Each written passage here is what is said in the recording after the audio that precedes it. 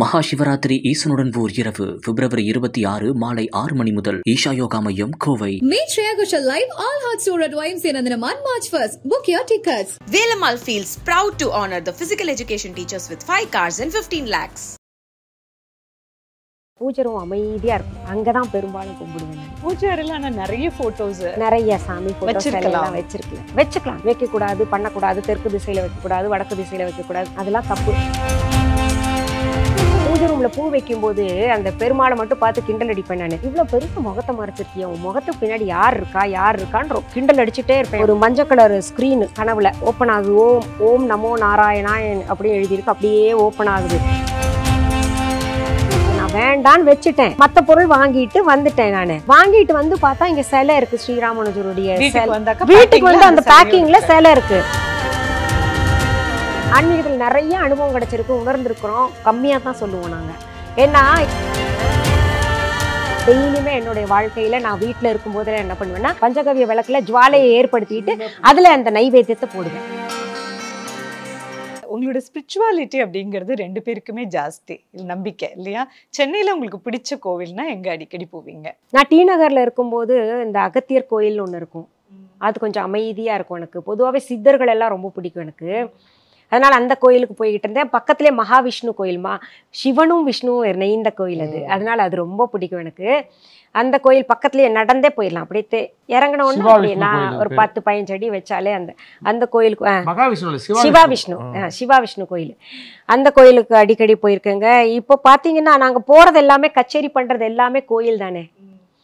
அதனால எல்லா கோயிலுக்கும் போயிட்டு வந்துட்டு இருக்கோம் நாங்கள் கச்சேரி பண்ணும்போது. அது போகிறது தனிப்பட்ட கோயில் அப்படின்னு பார்த்தீங்கன்னா பொதுவாகவே எனக்கு அமைதியாக இருக்கிற கோயில் தான் பிடிக்கும். ஏன்னா நம்ம போனோன்னா போகிறதே நம்ம சாமியை கும்பிட இல்லையா, அங்கே வந்து டிஸ்ட்ராக்ட் ஆகும். ஒரு ஃபோட்டோ எடுத்துக்கலாமா அப்படின்னு. அது நல்லது தான், நம்ம லைம்லைட்டில் இருக்கிறோன்றது வந்து. அதனால அவங்களுடைய ஆர்வம் அது தப்பாக சொல்ல. பட் கொஞ்சம் கோயிலுக்கு போகிறது கொஞ்சம் அமைதி இருக்கணுங்கிறதுக்காக போவோம்.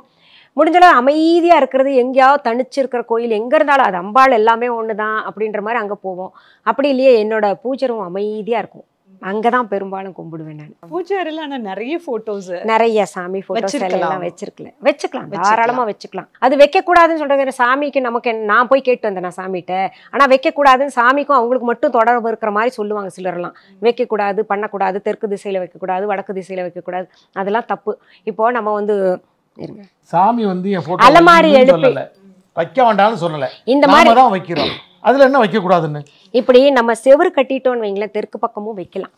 அது நிறைய விஷயங்கள் இருக்கு. அதை பத்தி தெற்கு பார்த்த துர்க்கை அம்மன் வந்து ரொம்ப பவரா இருப்பாங்க. பொதுவாவே தெற்கில் வைக்கலாம் படம். அது வந்து தவறா சொல்லிக்கிட்டு இருக்காங்க. தெற்கு பக்கம் வைக்கக்கூடாது, தெற்கு திசையை நோக்கி வைக்கக்கூடாது அப்படின்லாம் சொல்லிட்டு இருக்காங்க. அது ஒரு தனி சப்ஜெக்ட்னு வைங்களேன். அது நீங்கள் கேட்டிங்கன்னா அதற்கான தாத்பரியம் நான் சொல்லுவேன் உங்களுக்கு. ஆமாம். அதனால இந்த இப்போ என்கிட்ட கேட்பாங்க நிறைய பேர் வந்து, இது என்ன நிறைய படம் நிறைய சிலை இப்படி வச்சிருக்கீங்களே, எப்படி மெயின்டைன் பண்ணுறீங்கன்னு. மெயின்டெனன்ஸ் இருக்கட்டும், அந்த ஒவ்வொன்றும் படமும் சிலையும் வந்ததுக்கு காரணம் இருக்குது. எனக்கு மிராக்கிள்ஸ் நடந்திருக்கு நிறைய லைஃப்பில். அது வந்து ஒவ்வொன்றும் தேடி போய் நான் வாங்கினேன். ஏன்னா கனவுல வந்து சொல்கிறது, இல்லாட்டி ஏதாவது ஒரு மிராக்கிள் பண்ணும்போது எனக்கு யாருன்னே தெரியாது அந்த சாமி, ஆனால் அந்த உருவம் வந்திருக்கும். அந்த உருவம் என்னன்னு போய் நான் புக்கில் படிக்கிறது, இல்லைன்னா பக்கத்தில் நான் இப்போ ஷாப் வச்சிருக்கேன். எனக்கு எல்லாமே என்கிட்ட இருக்குன்னு வைங்களேன், விற்பனைக்கு எல்லா சிலைகள் சாமி எல்லாமே. ஆனால் என்கிட்ட கடை இல்லாதப்போ பக்கத்து கடைக்கு ஓடி போய் கேட்பேன், இந்த மாதிரி ஒரு சாமி இருக்கா, எனக்கு கனவுல வந்தாங்க அப்படின்னு. ஏன்னா நான் நார்த் இந்தியன்றனால ஒரு சில சாமிகளை மட்டும்தான் கும்பிட்டு பழக்கம் எங்களுக்கு. இப்படி வந்தாங்களே அப்படின்லாம் கேட்கும்போது ஆமா இருக்காங்கன்னு எடுத்து கொடுப்பாங்க. ஆமா, அதே தெய்வத்தோட பெயர் ஸ்ரீ ராமானுஜர் வந்தாரு கனவுல வந்து. கனவுல எனக்கு ஸ்ரீ ராமானுஜர் வந்து எனக்கு மேத்தமெட்டிஷியன் மட்டும்தான் தெரியும். ஆனா இவர் வந்து இவர்கிட்ட கேட்குற, இவர் அன்னைக்கு சரியா போய் எனக்கு இந்த மாதிரி ஒருத்தர் வந்தாரு, இதென்ன பெருமாளுடைய அவதாரம்னு சொல்றாரு நான் கனவுல வந்து. சும்மா நான் இது ஒவ்வொரு தடையும் பூஜை ரூம்ல பூ வைக்கும்போது அந்த பெருமாளை மட்டும் பார்த்து கிண்டல் அடிப்பேன். நான் இவ்வளோ பெருசு முகத்தை மறைச்சிருக்கிய, உன் முகத்துக்கு பின்னாடி யார் இருக்கான்னு கிண்டல் அடிச்சுட்டே இருப்பேன் எப்போவுமே. நான் மனசுலையும் சரி வாய் விட்டு மெதுவாக சொல்லுவேன்னா. ஒரு தடவை பார்த்தீங்கன்னா ஒரு மஞ்சள் கலர் ஸ்க்ரீன் கனவுல ஓப்பன் ஆகுது. ஓம் ஓம் நமோ நாராயணாயன் அப்படின்னு எழுதியிருக்கு. அப்படியே ஓப்பன் ஆகுது. என் முகத்துக்கு பின்னாடி யார் இருக்காங்கன்னு தானே கேட்குறேன். இதோ நான் தான் இருக்கேன், என் பேர் ராமானுஜர் அப்படின்னு சொல்லிட்டு மறைஞ்சிட்டாரு. ஏன்னா காலம்பரை எழுந்து என்னடா இது ராமானுஜர், மேத்தமெட்டிஷியன் ராமானுஜருக்கும் பெருமாளுக்கும் என்ன தொடர்பு அப்படின்னு ஒரே குழப்பத்தில் இருக்கேன் நான். வேலையெல்லாம் ஸ்லோவாக போகுது, என்னால் சமைக்கவும் முடியல. ஒன்றும் ஏன் வந்தது, எதுக்கு வந்தது, ராமானுஜர் மேத்தமெட்டிஷியனுக்கும் இவருக்கு என்ன தொடர்பு, திருப்பதி பெருமாளுக்கும் அப்படின்னு இவர்கிட்ட போய் கேட்டேன். ஏன்ப்பா அந்த பெருமாளுக்கும் ஸ்ரீராமானுஜர் இவர் என்னமோ வேலையில் இருந்தார், அது தெரியாது போ அப்படி. ஸ்ரீராமானுஜர்னு ஒருத்தர் மேத்தமெட்டிஷியன் இருக்கார்ல அப்படின்னதுக்கு ஆமா இருக்காருன்னு சொல்லிட்டு இவர் போயிட்டாருன்னு வைங்களேன். அப்போல்லாம் பார்த்தீங்கன்னா ஆக்டிங் டிரைவர் எடுத்துக்கிட்டு இருந்தேன் நான். ஒரு தடவை எங்கேயோ சீஃப் கெஸ்ட்டாக போகணும், ஸ்ரீபெரும்புதூர் தாண்டி போகணும். நான் ஆக்டிங் டிரைவர் எடுத்துகிட்டு போகிறேன். அவரும் பார்த்தீங்கன்னா ஸ்பிரிச்சுவல் பற்றி பேசிட்டு வர்றார். அப்படியே வரும்போது அந்த ஆர்ச் ஒன்று வந்தது. அங்கே வந்து அம்மா இங்கே ஸ்ரீராமானுஜர் கோயில் ஒன்று இருக்குமா, போயிருக்கீங்களா நீங்கள் அப்படின்னு கேட்டார். என்ன அப்போ பொறி தட்டுச்சு. என்ன ஸ்ரீராமானுஜர்னு ஒருத்தர் அவர் இருக்காரா, அவரு கோயிலா அப்படின்னு. ஆமாம்மா அவர் பெரிய மகான்மா அப்படின்னு சொன்ன.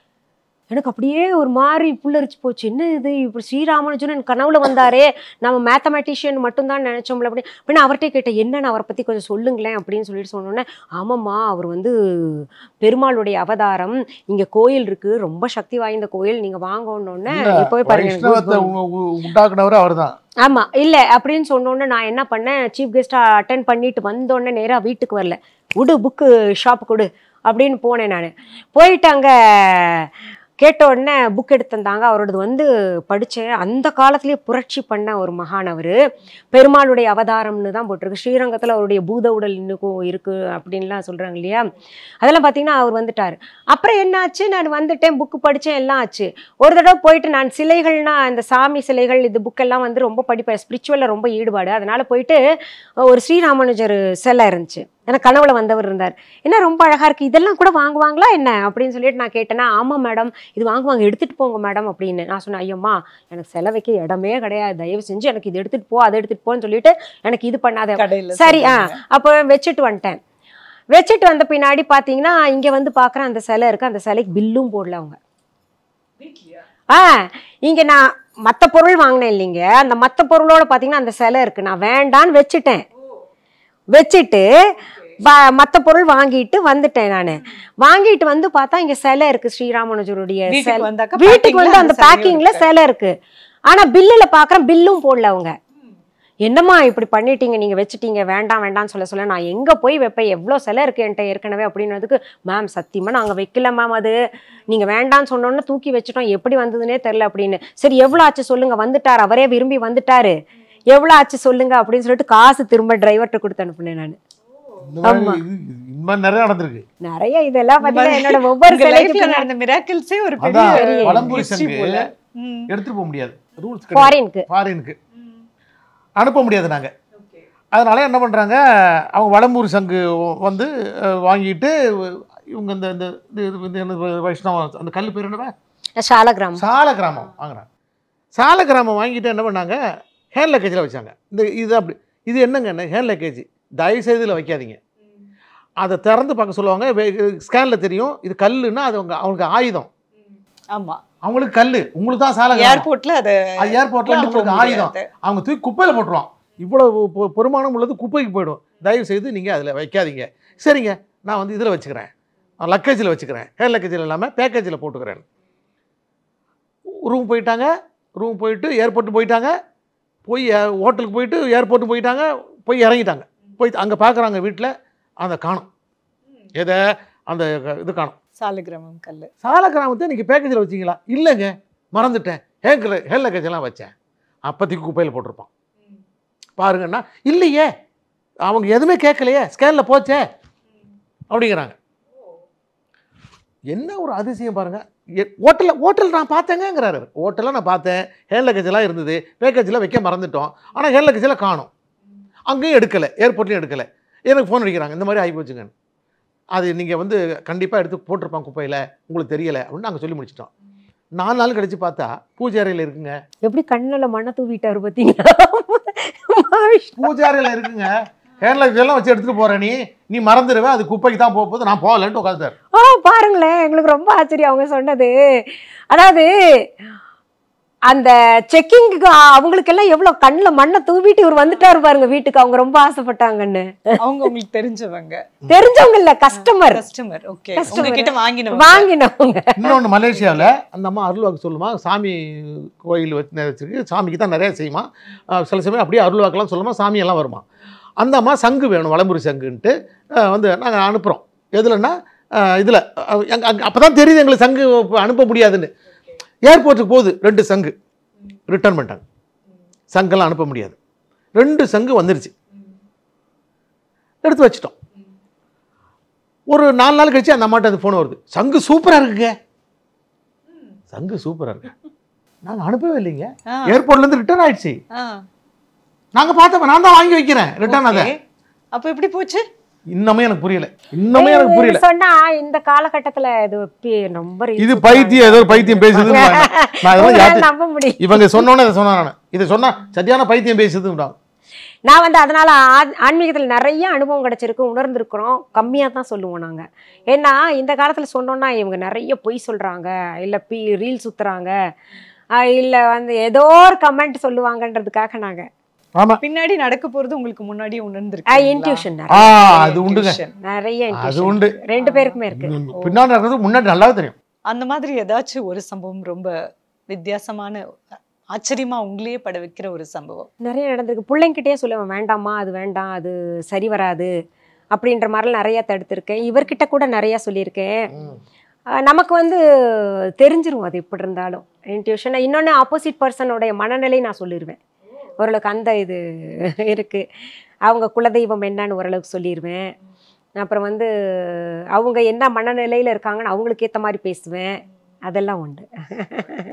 நிறைய முன்னாடியே உணர்த்திடும், பின்னாடி இப்படி நடக்கும் நீ பார்த்துக்கன்னு முன்னாடியே உணர்த்தும். அதை உணர்த்துறதை நம்ம அலட்சியம் பண்ணிட்டோம்னா அதுக்கு நமக்கு அதே மாதிரி நடந்துடும். இதில் நான் என்ன தெரியுமா சொல்கிறேன்ப்பா, அது எதனால் இதெல்லாம் நடக்குதுன்னு நான் கொஞ்சம் உட்காந்து திங்க் பண்ணுவேன். அப்பப்போ நம்ம மற்றவங்களுக்கு கெடுதல் நினைக்கக்கூடாது. ஃபஸ்ட்டு கெடுதல் நினைக்கக்கூடாது, மற்றவங்களை அழிக்கணும்னு நினைக்கக்கூடாது, பொறாமப்படக்கூடாது, இந்த மாதிரி அந்த பஞ்சமா பாதகங்கள் செய்யக்கூடாது.